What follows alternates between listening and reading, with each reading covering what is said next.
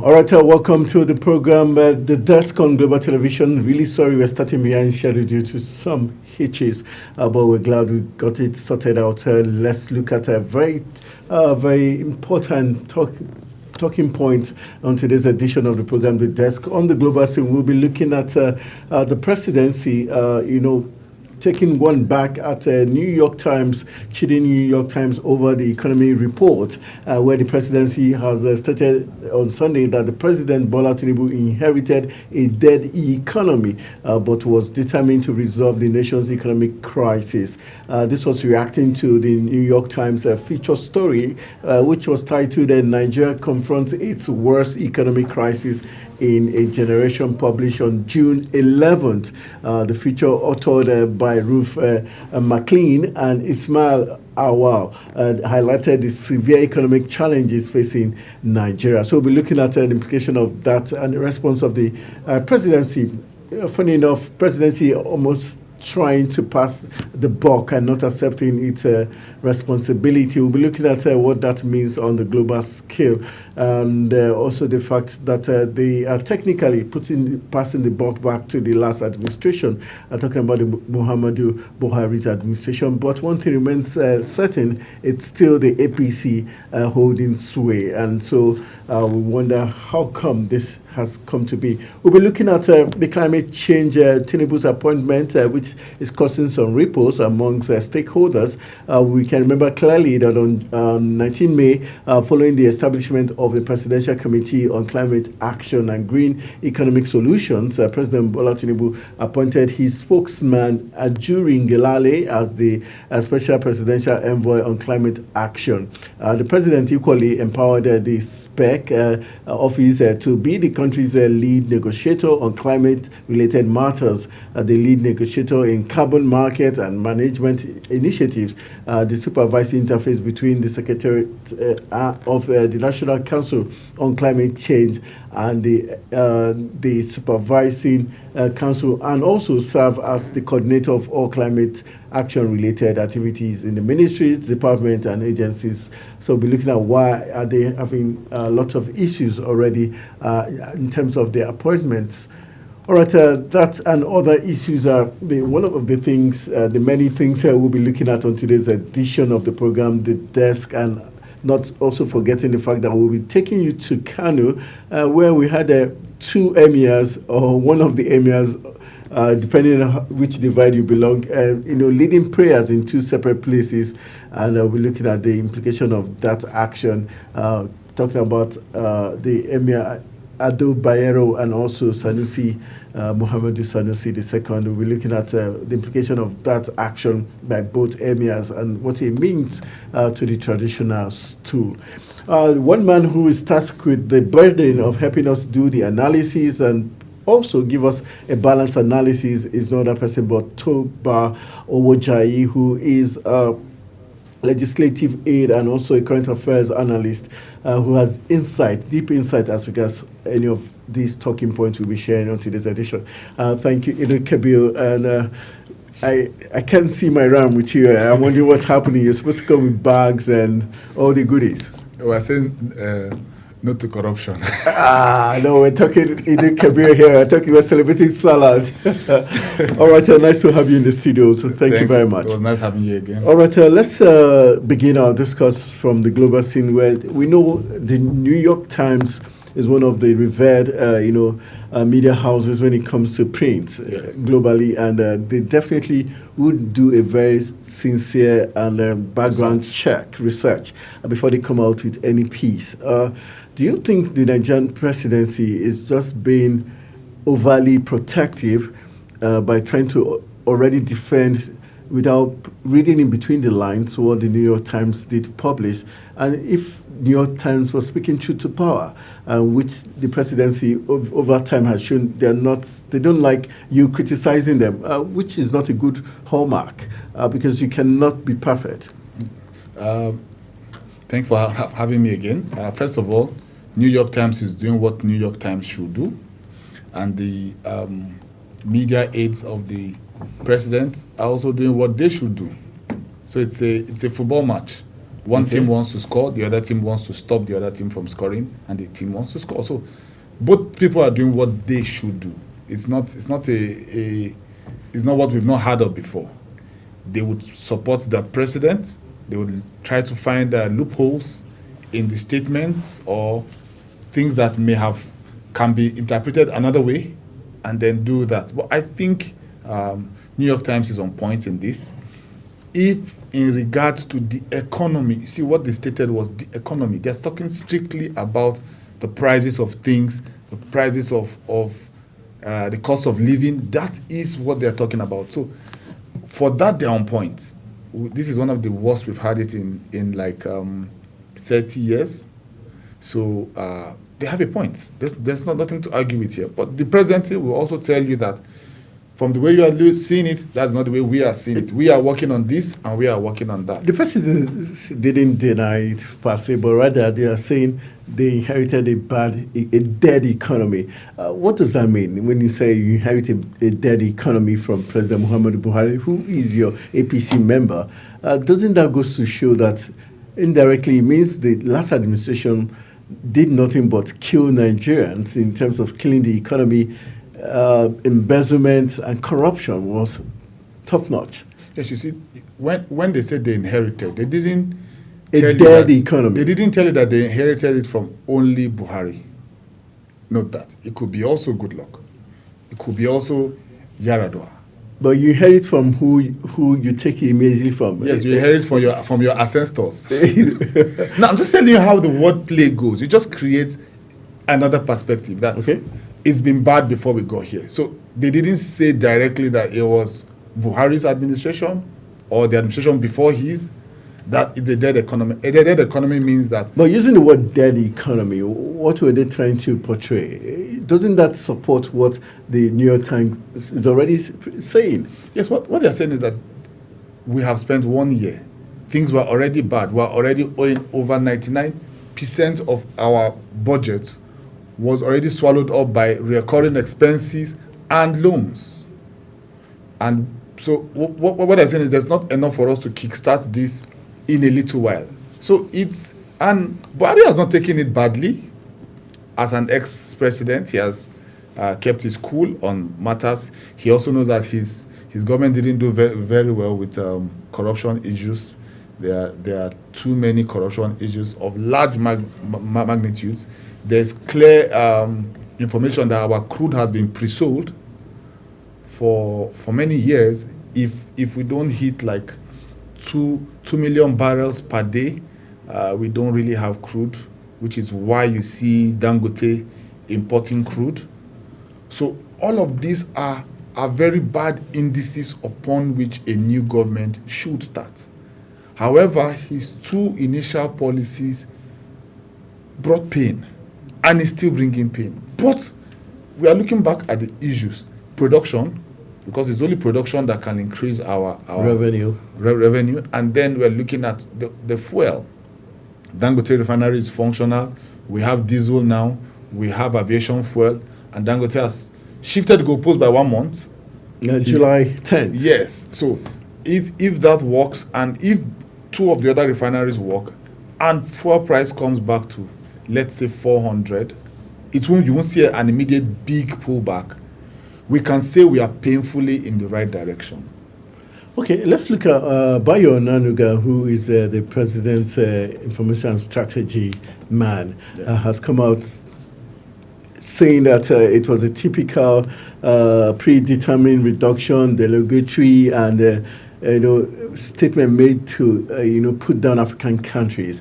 Is he being sincere in what he's saying? Because there are other African countries doing better than Nigeria. We've got Rwanda, fastest growing economy. We've got South Africa and others doing better than Nigeria, regardless of not even having as much as the resources Nigeria has. So is Bayo just playing to the gallery when he says these are ways they just use in describing African countries?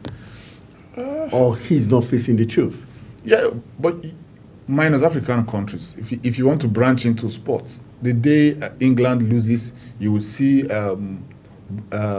Saka and Rashford as the pictures for England's loss. On the day England wins, you will see Maguire or somebody else as the Hurricane. picture. Yes, hurricane as the picture being used for their victory. So there are those interplays of both cultures and continents. But we've got a Nigerian who was part of this report. Ismail Awal was part of the report. There are two reporters that did the story. Yeah, like I said, they did a good work. Please start from there. I said that they did a good work. I don't have any problem with the analysis they have put on ground. The president needs to take that analysis, look at it, talk to his economic team. What can we do about it? But for those in charge of his image and the image of the country, it is their responsibility to do the best, to find the best they can say about that, about the country. When Buhari left Nigeria and said Nigerians are very corrupt abroad, the same Nigerians came for his neck. So if you go back and say the economy is horrible, the same Nigerians will say come for your neck and said, yes, you have said the country is horrible. You are selling us bad in the public. How do you want investors to come? All of this is a play. So he has to, as somebody in charge of the image of the country, he has to look at every report and try to bring out the best out of that report. That's his responsibility. Okay, let's leave it at that. Let's move to the next talking point. Let's look at climate change issues. The next talking point, which is causing a lot of ripples already, talking about Tinubu's appointment, raising legal and implementation concerns. Like I did tell you on 19 May, the federal government did establish the Presidential Committee on Climate Action and Green Economic Solutions. President Bola Tinubu appointed his spokesman, Ajurin Gelale, as the Special Presidential Envoy on Climate Action. The president equally empowered the SPEC office to be the country's lead negotiator on climate-related matters. And fast forward, other responsibilities also assigned to it in terms of a conference of parties, COP meetings, and other related international meetings of climate change. While the Presidential Committee is expected to coordinate and oversee the country's policies and programs on climate action and green economy development locally and internationally, the assigned tasks overlap the conflict with the country's existing Climate Change Act provisions. The law was put in place in 2021 by Tinubu's predecessor, Muhammadu Buhari. That's talking about Section 3, Subsection 1 of the Act establishes Nigeria's Climate Change Council, NCC. It bestows the NCC with the power to formulate policies and make decisions on all climate change matters in Nigeria. But Premier Times review of Nigeria's Climate Change Act indicates that the President Tinubu's directive allows SPEC to hijack the responsibility of the country's NCCC Director General as enshrined in the 2021 Climate Change Act. Tinubu also approved the appointment of Nkiruka Madueke as the Director General and Chief Executive of the NCC in an interim capacity pending confirmation of her appointment. Let's look at this conflict of interest now. Yeah. How do you think this is going to play out? Is it that the present government is unaware that Nigeria had a council that deals with climate change, or is just a technical way of knocking? But this is something the Constitution already recognizes. Yeah, I think there's a new and person. For Ajurin Gelale, from a spokesman into the climate change presidential envoy, does that show the presidency not trusting those already mandated with the task to get the job done? And how does a media man turn to a climate change scientist overnight? Or a job for the boys? For me, except they want him to be there on a spokesman level, like speaking on behalf of the country. The one he's doing currently, is that not enough task? Yeah, the same. I am not supporting him. The same people can other people can also say we're trying to run a lean government, so people have to multitask. But that's not my point. My point is the president there's an interim person for that position. They should, now that she's on board, we should have this public outcry. We have a president that listens. If Tinubu fails in many other areas, he doesn't fail in listening. He listens to public opinion. So they should bring out the facts about this. He can drop his spokesman from that position and get the NCC to take lead on this. But for me, climate change is not our biggest issue right now. Yes, and then I've not had a word from the Minister of Environment. I expected him to have said something, because he also is supposed to have a very strong say on that committee and heading that team. So I really don't understand why the spokesman was picked for that Because position. 2 weeks ago, Salisu Dahiru, who was the DG of the NCCC, was sacked without clear reasons, and Maduka now appointed. Don't you see this is going to cause rift already? Because some international bodies are already raising concerns about the sincerity of the Nigerian government with this, the overlapping of different agencies and the sacking of the DG, who the constitution mandates giving a time frame to serve his term. You see, and that's why I said there has to be a political reason. The president cannot just make his aide. So I will call him a placeholder.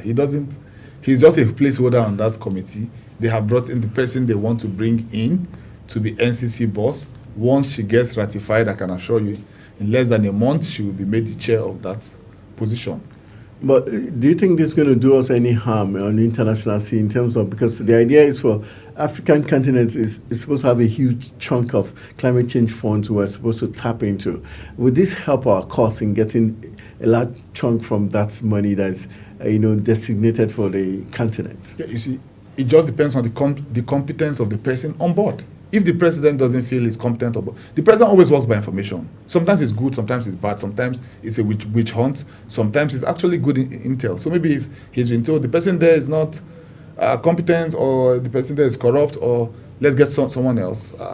We've seen him bring somebody from the southeast for that position. He may have a political play, he may have a competency play there, and the person has not stayed long enough to chair that position. So he will put a placeholder, someone who will be there for a brief while, and once this person is settled in, he removes him and reappoints this person. We saw him do it with some of the other committees. So I expect to see an announcement in the next 1 month that makes the new boss in charge of that committee, and then the spokesman steps out of that position completely. But for legally speaking, some lawyers have raised issues about the need for the presidential committee when we have a council already established. Yeah. So who do you think is going to speak for Nigeria when it comes to international matters now? Because there are two agencies recognized. One is the NCC Council, and the other one is just a committee set up by the president. Yeah, that's what I'm saying, that we've not heard from SERAP in a while. Some months ago, we were always hearing from SERAP. This is one of the issues they should take up, and civil rights organizations state the facts, state the law, and then push it up. Media houses are like yours are already doing what they should do. Push it out. I don't see it as a very big issue, to be honest. But it's going to affect our getting our fair share of the funds, because if the international community just sense any foul play or feel like we're not being sincere with who represents the country, where the Constitution has already said this is the governing council for national climate change issues, then now you have the presidency set up, this is a committee and not even the council. Yeah, I agree with you, but yes, you see, it depends on the person he has brought on board now. Okay. What is her competence? Okay. If she's very competent, if she has been in the energy sector for and has influence and is more suiting to the position than the person on board. Like I told you, Tinubu is a deep thinker, deep player. It cannot just be for a surface reason for him to take somebody who already has enough on his plate to now give him another further responsibility. I believe it's either he's going to be on that board to be a spokesman for events, or the eye of the presidency, or the eye of the presidency, or he's just a placeholder, which we are already seeing. Somebody has been put in, the person has not been confirmed. Interim has not been confirmed. Is a placeholder. Once that person comes in, you will see he will change it. All right, let's move on. Let's take you to Nairobi, Kenya, where some not so good news. A senior police officer was shot dead after he opened fire on a magistrate in a Nairobi courtroom following a ruling involving his wife. Chief Inspector Samson Keke Kiproto, who was in charge of a police station in Londani, Western Kenya, attacked Marka Dara, principal magistrate Monica Kivoki. This occurred on Thursday, shortly after she cancelled bail for Crypto's wives due to her failure to appear in court. Infuriated by the decision, Pro2 pulled out a gun and shot the magistrate, wounding her, as reported by the BBC. And the further stories coming out says the magistrate later died, the next day died, and the policeman was also shot dead. How would you describe such a story? It's not like she's been sent to jail, just the bail not, being pushed forward. I think we should query his mental health, because you're a police officer, you know the law, you are not new to this. You should learn to distance your corporate responsibility and knowledge from your personal. There's nothing here. If she's on bail, fine. If she's not on bail, take it as it is. You don't kill a magistrate. You don't kill 3 fellow police officers. Someone has said Africa seems to have a strong culture problems, because there are some of these things you hear and you just wonder whether the man is sane upstairs.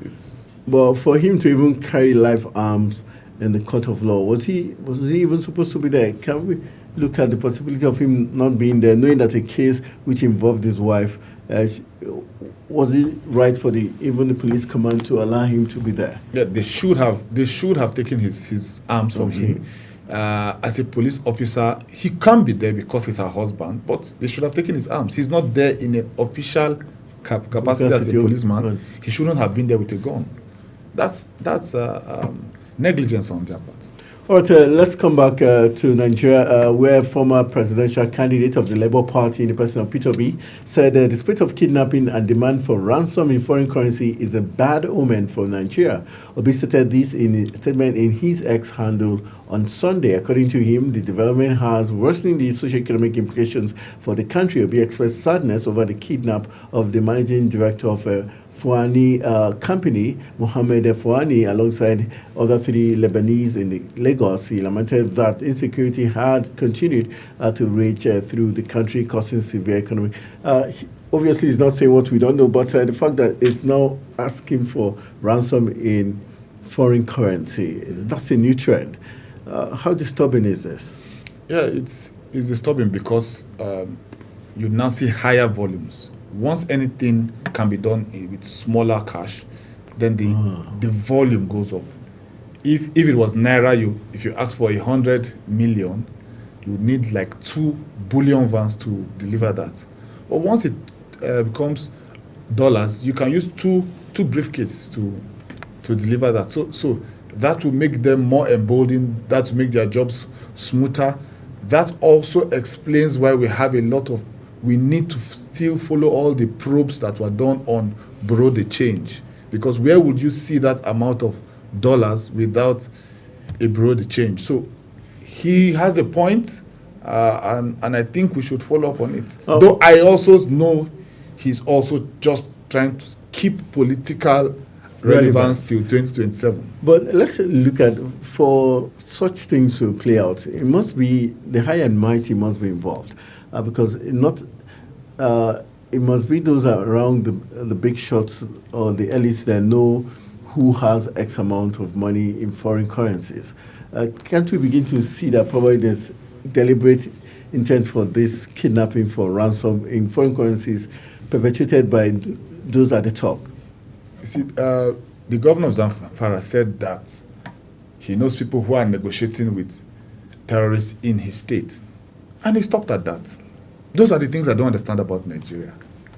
That you're a sitting governor and say you know who is negotiating with terrorists behind you. For heaven's sake, make it known. If you are aware and you have the facts, make it known. Because any other thing we're doing here, it's a merry-go-round. If you know somebody is in charge, is doing this, instead of placing allegations that we cannot substantiate, if you have the facts, bring the facts out. Does that go to show that probably even the governors are not confident of the security agencies to be able to even arrest those people or even protect them from harm from those people? Is that why the governors are scared to name names? Even beyond the governors, even the villages are I've spoken in a few villages, and they said, see, we don't want to go this route. You mentioned somebody is a terrorist, or he works with one, he gets arrested, and 2 weeks later, he's bailed. And when he's bailed, he comes back to that community and kills them. So we don't have a holistic solution yet.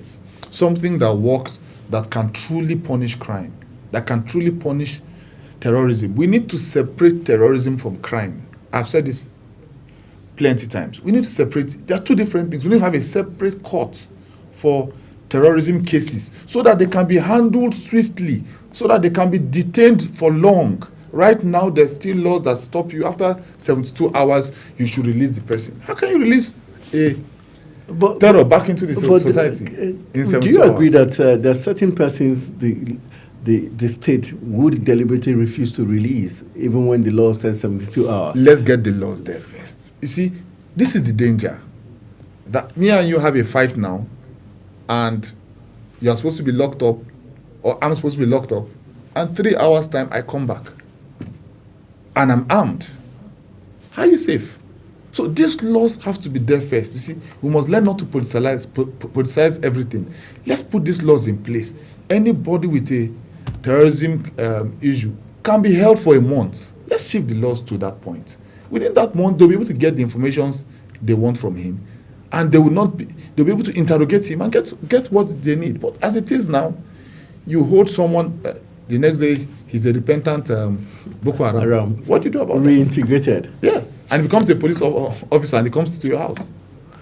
All right, a very sad commentary there. Let's move on to the next talking points. We're talking minimum wage. Labour Tripartite Committee Chair, Trade Words, that's the disturbing occurrence there, where the chairman of the Tripartite Committee on National Minimum Wage, Buka Goni Aji, has asked Labour to reconsider the amount it demanded as minimum wage, citing the prevailing economic situation in the country. He listed such incentives as the 35,000 wage award for all treasury paid federal workers, the 100 billion naira for procurement of gas-fueled buses and the conversion of gas kits, the 125 billion naira on conditional grant and financial inclusion to small and medium-scale enterprises, and the 25,000 naira each to be shared to 50 billion households for 3 months, as reasons Labour should accept the 62,000 naira offered by the federal government against its demand of 250,000 naira. Let's look at this. How is the Tripartite Committee chairman right in his analysis? Because we've heard over time where the 25,000 naira to be shared to 50 million households, we are yet to see it happen. And even the monies, 35,000 naira wage award for all treasury.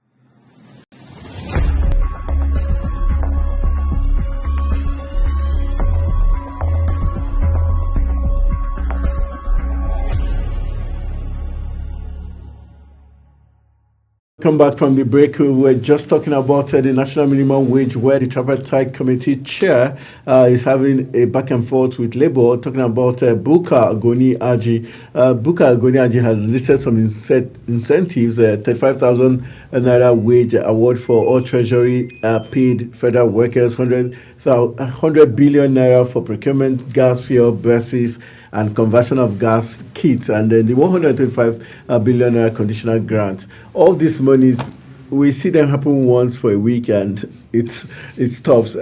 Is Labour who is being sincere or patriotic here? Is it Labour or the government who wants Labour to consider the economy of the country? But when they share loot and largesse between them and the legislators, they don't remember that the economy is going through tough times. Yeah, you see, well, it's a very sad state in the country right now. What I expect, I know that the government can't pay above 70,000.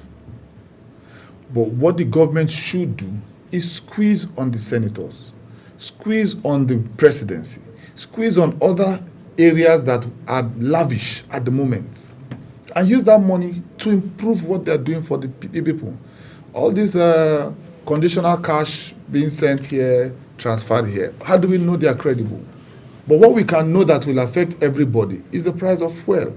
What we know can affect everybody is the price of commodities in the market. Reduce electricity tariff. Those are the things that will affect everybody. So picking off a few people that will benefit at the expense of everybody doesn't change anything. What we are looking at is how fast, this is my own opinion, how fast can our refineries be put in place? Because this is the bulk. Every other thing is a drama. Every other thing is a choreography.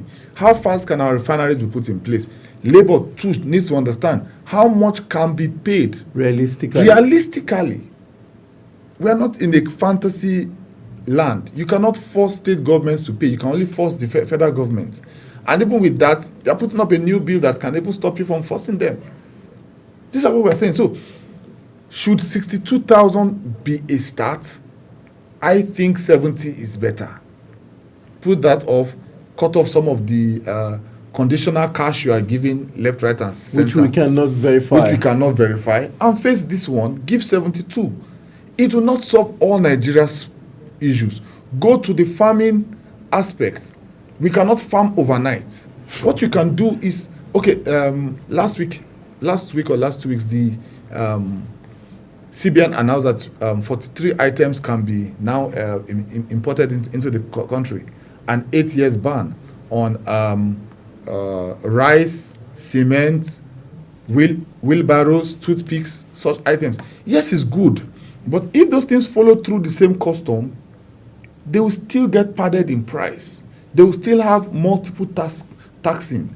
What I expect the government to do as a matter of urgency is to open the border for foodstuff to come in. Simple and short. Just open the border, remove all the taxes on food, allow food come in.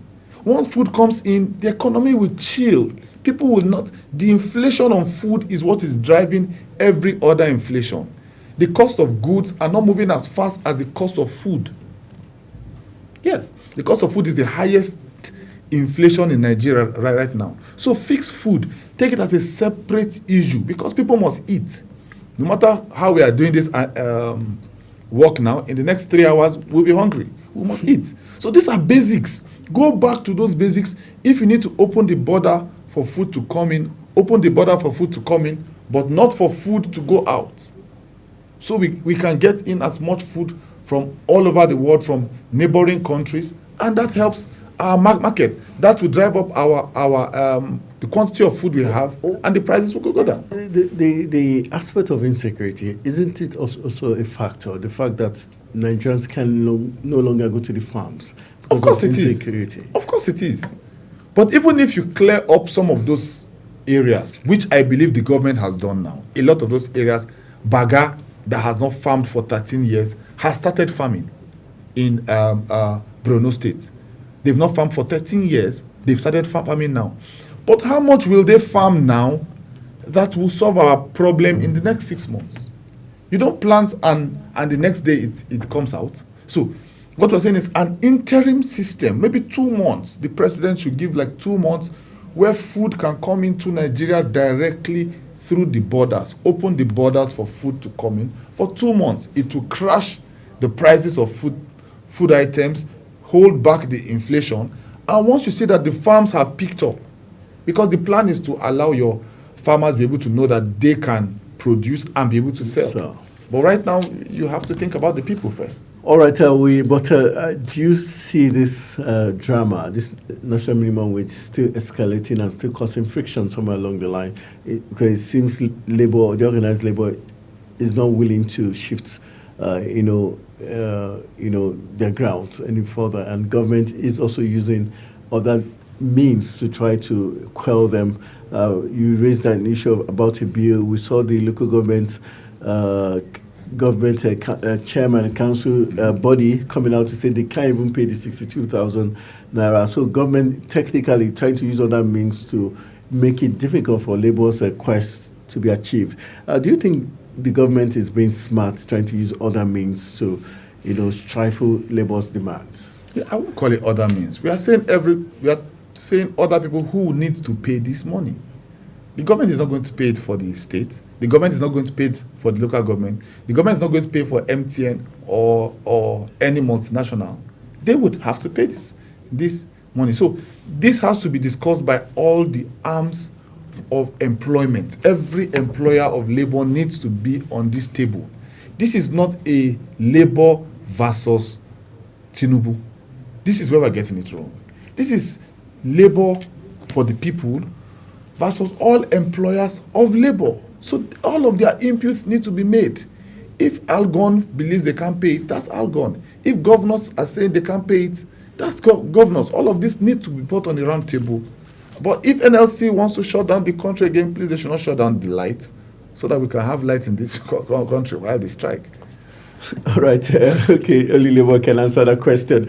All right, let's take you to Kano, where Kano residents on Sunday lauded the peaceful atmosphere that greeted the celebration of Eid al-Kabir in the town, despite the ongoing emirate crisis. This was as the police command expressed satisfaction with the peaceful and orderly manner the Salah prayers across the state were conducted. The State Commissioner of Police, Hussaini Gumel, who had just been promoted to Assistant Inspector General of Police, lauded the residents for their orderly conduct in the various prayer grounds, both within and outside Kano metropolis. According to reports from all the 44 local government areas, the festivities were celebrated devoid of rancor, and there had been palpable fears of that skirmishes might mar the Salah celebration, especially given the lingering image-shaped tussle in the state. The state police command on Thursday banned the Durban celebrations, but the Emir of Kano, Mohammed Sanusi, and the deposed Emir, Ado Bayero, had asked the police for security during the celebration of the Durban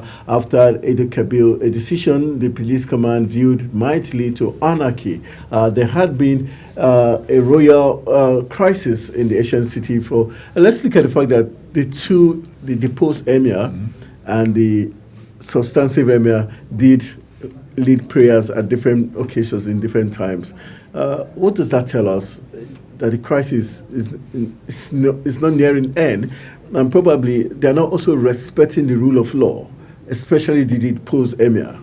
Yeah. Are they not supposed to lead by example and respect the rule of law? Are they now making more of a personal thing and no longer something that is supposed to be ordained or, Yeah, I think Kano is a well-developed state, in my opinion, because for both emirs to be able to still hold sway, lead prayers, and there's no clashes. By now, the Kano I know of years ago would have been on fire by now. So they are waiting for the final court judgment as to who is emir. While that is on, everybody is avoiding the other person and trying to run, because they both have supporters on both sides. They both have large support on both sides. If you go to Kano, Kano is highly divided. Some people from the APC group are with one person, the other people from the NNPP are with another person. So it's sharply divided, but they are still able to manage themselves. If you've noticed in Kano or in the north, Kano has not had kidnappings. If you notice, Kano has not had much of clashes. Kano just loves business. So as much as they are supporting these emirs, they are still running their business. They are still interested in protecting their business. They don't want the town to be engulfed in crisis. So okay, two of you can coexist until the law finally sorts this out. And I think that's mature of the people. Okay, in terms of the legally speaking now, can we trust the Nigerian judiciary to be sincere in its ruling at the end of the day, especially looking at the sitting governor has the backing of the legislature, and technically the government pays the judiciary. I don't see how the government is involved in this. The governor is the highest authority in a state. Yeah, but he's already backing one of the parties. So yeah, the governor are we likely to see sincerity on the part of the judiciary coming out with a ruling that is fair and just, regardless of the fact that it might affect the governor who pays them?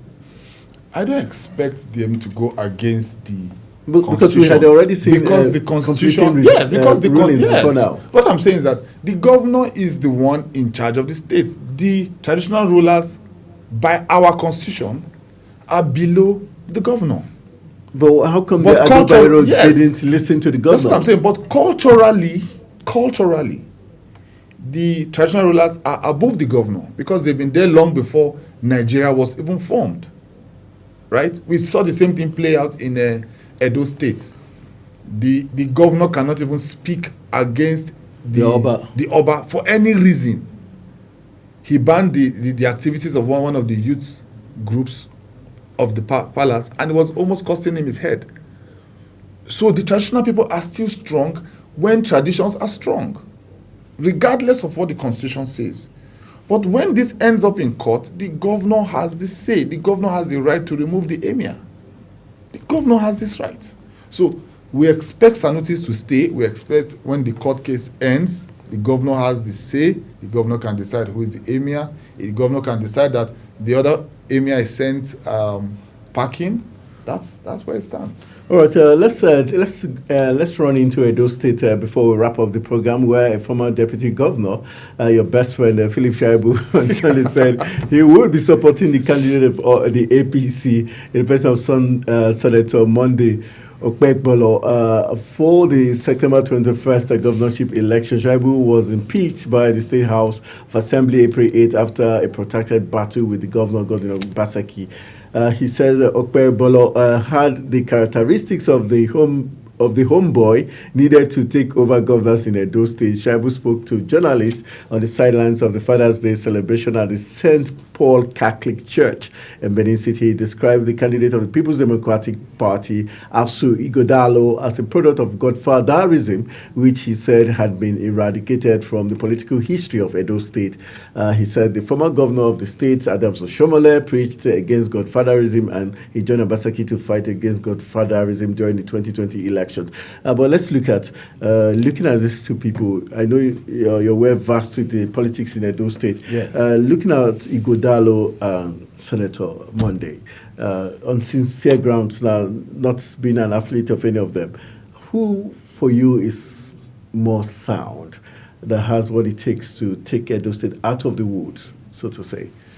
Even if you, in my opinion, Yes, your opinion. even if you take Asue, cover his two eyes, take him for a mental degrade, he'll still be higher than Senator Monday Okpebolo. Why? Guy is vast. The guy is brilliant. The guy has been to almost every field of the corporate world and has succeeded in them. Speaking with him, you see somebody who is intelligent. You see someone who understands wealth, who understands people growing, who understands how to grow wealth in a community. To be honest, many people in Edo State are not happy with Obaseki because he didn't honor some of the agreements he made with Shaibu and other groups like the Dan Obi group. Okay, that's in one place. He has also given his own private reasons, which is not really public, on why he couldn't honor that. You want to share with us? Yeah, I could tell you one of them. Yeah, tell us. He said he offered the position of SSG to Dan Obi to bring somebody, and Dan Obi brought his brother Ferdinand. And he said, no, I don't want your brother as my SSG. I want you to bring someone from your place. And that didn't happen, so he made his own choice and went on. So those are the kind of issues that played backstage that made it look like as if Obaseki didn't honor his agreements. And he too could have handled things a lot better. But that's a completely different thing from Asue. Obaseki and Shaibu went round 7 local governments in Edo Central and said, you have not had governor since 1999. If you vote us now, 2020, the next governor of our state will come from your place. And on that condition, the people gave them their votes against an Oshomole that was sure to remove them. So they backed them and gave them their support. Now, 4 years down the line, Obasaki is saying, let's honor our agreement. And Shaibu will say, no, I should be the next person. You are from the same word with Oshomole, Oshomole, yeah, who has done 8 years. So what are you talking about? So on that ground, I see Shaibu has been selfish. But I understand if he defects. He's a Nigerian. He has the right to support any candidate. He has supported the senator, and I wish him the best. I believe that Asue will win this, but Obasaki and his team also need to manage the people. It's people management here. You have a good candidate. You've gotten him to win the party ticket. Settle all these small skirmishes and let's have a great state. Do you see him as presidential hopeful in the future, according from your analysis? If 2031 will have favored a southern candidate, which it will not, I will have said Asue is a presidential candidate. I've talked with him for hours. I've sat with him for 2 straight hours, one-on-one. So it's not somebody I am not. And I've met some of the aides that work with Senator Monday. Though I've not met him in person, I've listened to him. He doesn't strike me as one of those very sharp people who can. He will not be an upgrade to Asue. To Obasaki in the first place. Asue is a whole new upgrade. The reason why I'm supporting him is that we need those kind of candidates in every state. We need those kind of governors in every state, not just Edo State. I'm not from Edo State. But this is the kind of person that should contest. On a normal day, somebody like Asue will have been in one of the small fringe parties who they will just give him a ticket there and then he will make noise and he will not have any vote at the end of the day. But he has waited his turn. He has come to a big party. He's backed by the governor. He has won his primaries in a very fair way. Can you put him side by side by Philip Shaibu in any form? Competence? Yes, competence. Shaibu is competent. I'm not. You know, but if you had both of them, who would you Shaibu is even more a homeboy, is more a people guy. But we are saying the analysis does not favor your region. And you know that. You agreed to this before. That you came from the same place with the past governor. You're not even saying another local government in that place you contest. It's the same ward. You're from the same ward with the... Come on. That's been unfair. That's where we're going to call it a wrap on today's edition of the program, The Desk. I want to say a big thank you to my guest, Toba Owojai. Always amazing having him in the live studios, breaking it down with his deep knowledge and awareness of Nigeria's political scene, and not forgetting the fact that he has so much love for Edo State. So I had to save the best for last. Thank you very much. Always a pleasure having you in the studios. Thank you very much, Tom. All right, so our Muslim brothers and sisters, is happy Eid al-Kabir, and we're saying have fun, pray for Nigeria. Let's keep Nigeria great again by all our actions and what we say. My name is Anthony Momodi saying thank you for always joining me on the program, The Desk on Global Television.